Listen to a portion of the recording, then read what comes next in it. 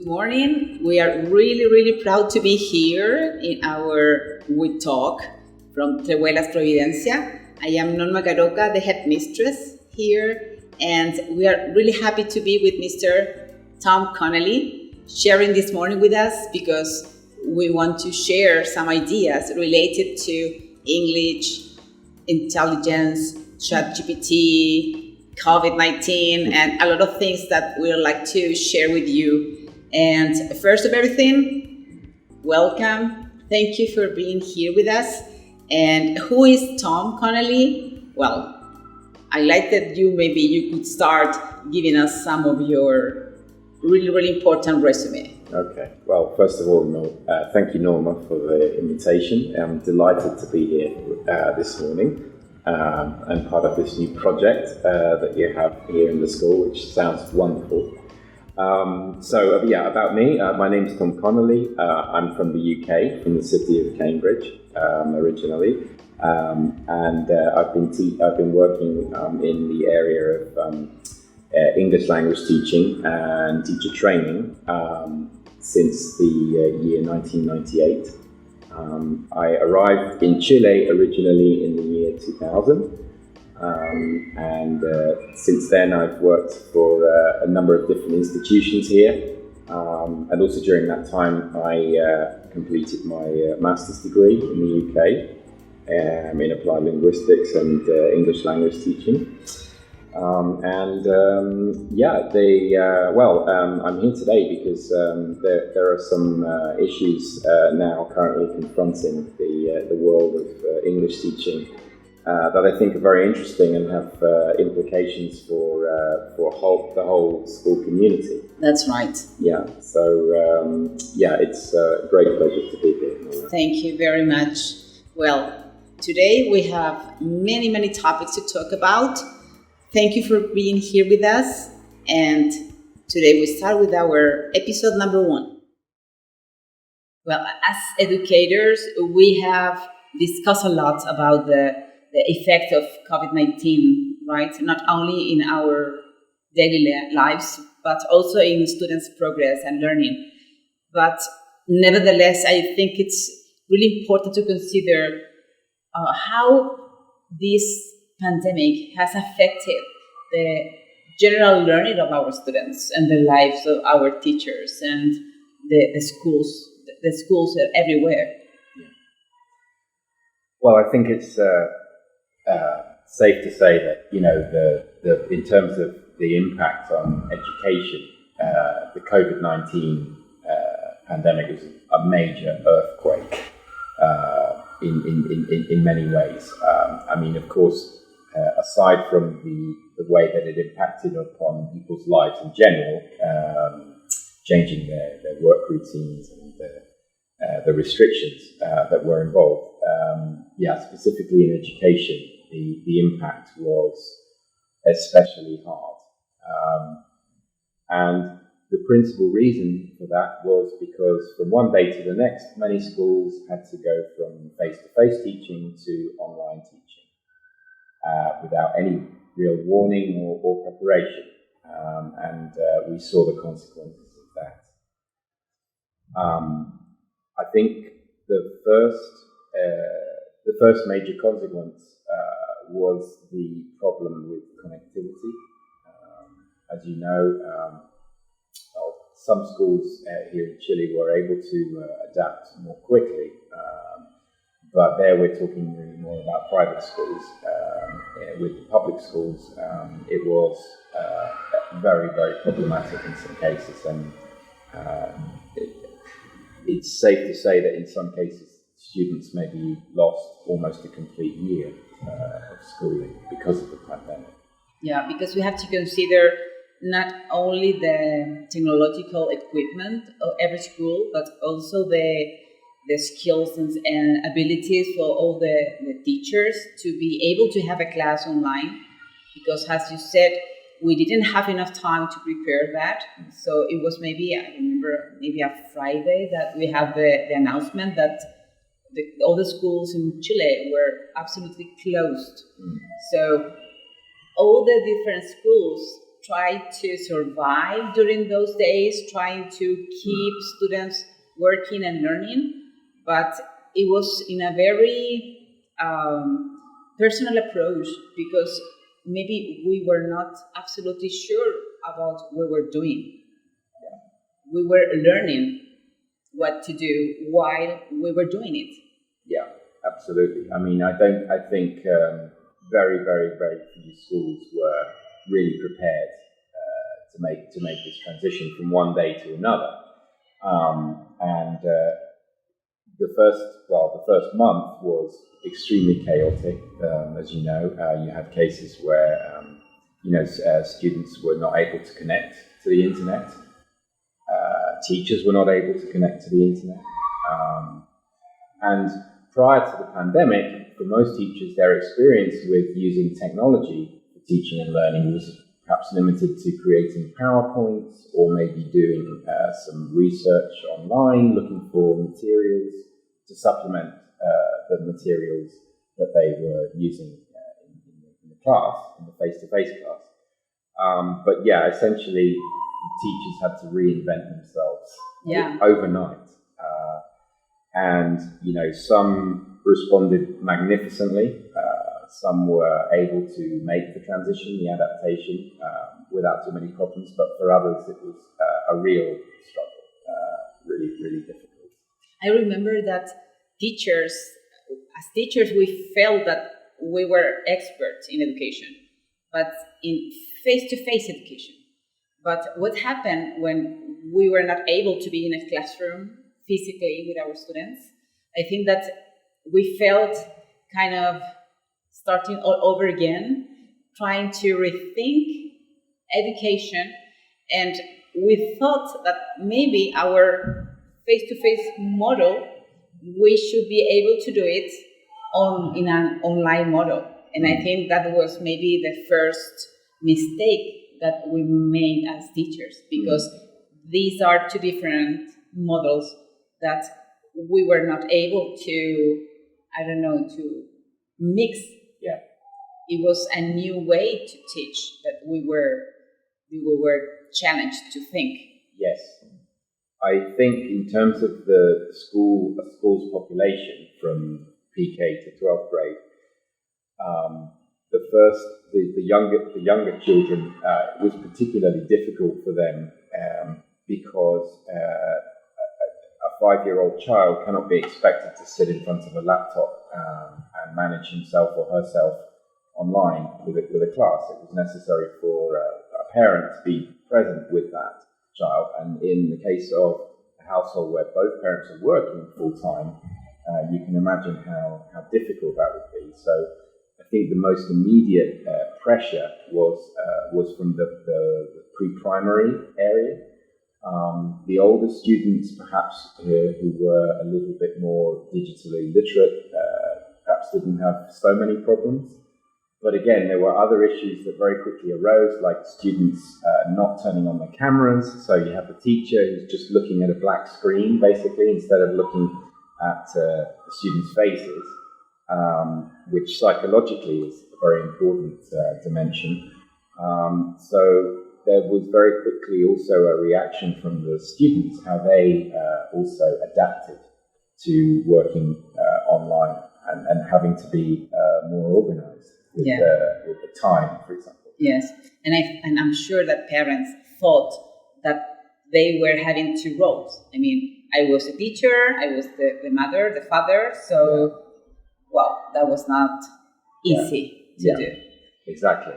But, out of the chaos and the disaster and the mess came some things that were very positive. And particularly, could mention the creativity shown by many teachers in order, as a response to this problem. For example, I mentioned just now about the younger students, the younger children, pre-primary. For example, many pre-primary teachers started making little video capsules, which they then shared with the students.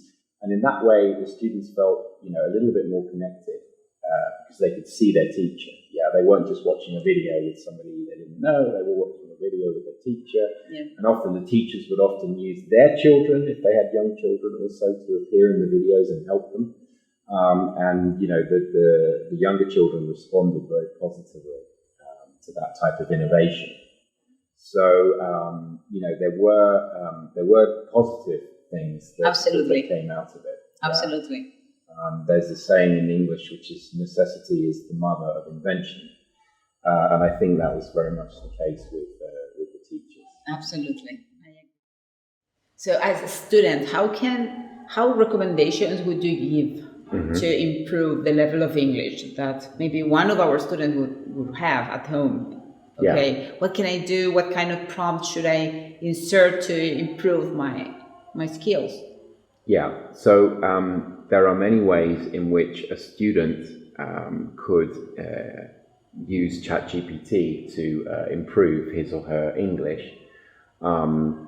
It's important to mention at this stage that Chat GPT is not a replacement for a teacher, but it's like a complement for the teacher. Yeah. But returning to the student, for example, Chat GPT can be used by the student either individually to work on, for example, an individual assignment that he or she might have, or it can be used for students to work in groups together, asking Chat GPT questions. So therefore, in terms of language, it can also has the facility for the student to practice language, to practice English, writing prompts, thinking of and writing prompts in English. And it's actually important to know that it's not necessary to always spell the words correctly. ChatGPT will understand because it's programmed to learn, even identify words that have been spelt incorrectly. All right. Yeah, and of course, what it generates is in good English. This has caused some concern among teachers that, for example, students would commit what's known as academic dishonesty, that used to be known as plagiarism, by basically using ChatGPT and discrediting it as their own work. So this opens, as we say, a can of worms in terms of ethical issues. So right now, globally, schools and institutions are desperately trying to create and implement protocols for the acceptable use of ChatGPT. Some schools, for the time being, will continue to prohibit its use, at least in school. But basically, it's already being used, but especially also at university level by both students and teachers. So I think if I am a learner of English, for example, as a student, and I have a very basic level of English, I can actually talk to Chat GPT. I can have a conversation in text form. Right. But for example, there are other apps that can be used in conjunction with Chat GPT, whereby you can feed in a text and it can be actually then read in the student's own voice using a different a different application. It can be used for students to also answer questions that they might have about grammar, about English grammar, and ChatGPT can give them an answer. They can also, ask questions in Spanish about English as well and get an answer. Potentially it's very, very useful for students. Not only maybe ask for a text, but it can correct my writing, for example, if I want to improve my skills. Exactly. And for example, you can put into ChatGPT a text that has missing words, and ChatGPT will be able to restore the text. It will know what missing words are because of its architecture and the way that it learns. Yes. So that's also very interesting. It doesn't just generate, it's capable of analyzing and also correcting and giving feedback.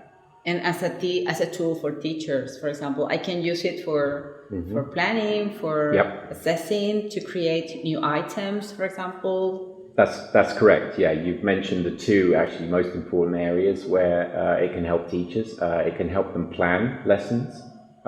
They can input instructions. I have a class of at the B1 level, 8th grade, for example, and I would like give me a poem that includes the past simple and present perfect tenses, and it will do that for you. Yeah. So the first thing is with planning. So teachers can plan lessons, okay, and then do the lessons with the students. And then the second area that's really important is in assessment and evaluation, that Chat GPT can design tailor-made assessments for the teacher, therefore saving them a lot of time. So this is probably the most important aspect to emphasize to a teacher who's maybe nervous or doesn't want to use Chat GPT. The good news is that it can actually make teachers' lives easier. Yeah, I know. Today, maybe one of the biggest challenge that we have is, as teachers, we have to try to think in each student as an individual, and we have to try to prepare activities for every and each of them. Yeah. Not only students with special needs, but also talented students. So we have to try to create a classroom environment, giving them the best resources to improve all the learning during the time in the school. Yeah. I think that the potential for personalization, because in most cases, you have one teacher and 35 students. And in the case of an English lesson, you may have a mixed ability group. So, for example, I just mentioned the fact that it could create a poem for a teacher to use in class that contains all of the key language that the teacher wants the students to focus on. But you could ask it to create a poem, for example, with B2 level language, and then you can say, okay, now rewrite at B1 level, or rewrite at A2 level, yeah, and you get a different poem that has less kind of difficult language, which you can give to the students who perhaps are not so good. So in terms of inclusion, it has also, I think, a tremendous potential. That's right. So, what about some final words to our community, Trewhelas, and our teachers related to the Chat GPT? Certainly, yeah. Undoubtedly, many of you have heard or read a lot about Chat GPT. A lot of it's been very negative. But what teachers and people like myself, teacher trainers, are starting to realize is that huge potential that it has to make both teachers and students' lives easier, and ultimately to help them produce better work as a result of using this fantastic new tool in a creative and responsible way.